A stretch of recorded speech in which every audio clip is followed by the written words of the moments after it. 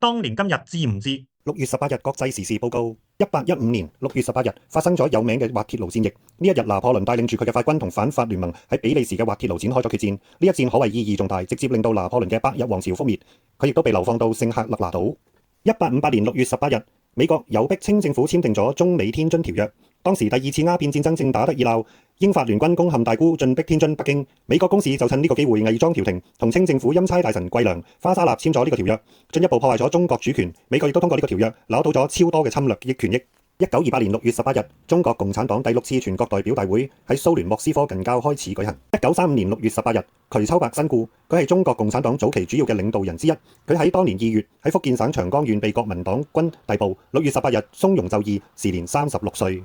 1940年6月18日拂曉，日軍在飛機同重炮嘅掩護下再次攻克四川門戶宜昌。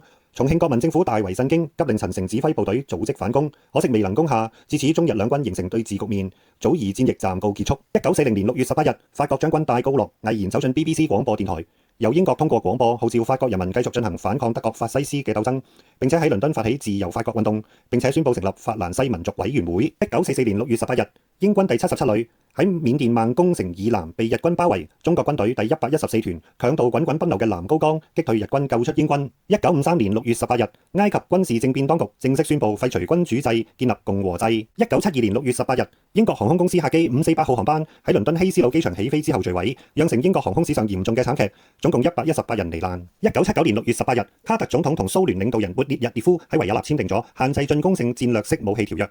呢個條約有效期到1985年。條約規定咗雙方戰略武器總限額為2250件，其中分導式多彈頭運載工具限額為1320件，同時亦都規定咗改進戰略武器質量嘅限度同埋核查嘅方法。1997年6月18日上午，重慶市舉行咗直轄市掛牌揭幕儀式。2019年6月18日上午7時34分，四川宜賓市長寧縣發生咗第二次地震，強度為5.3級，震源深度17千米。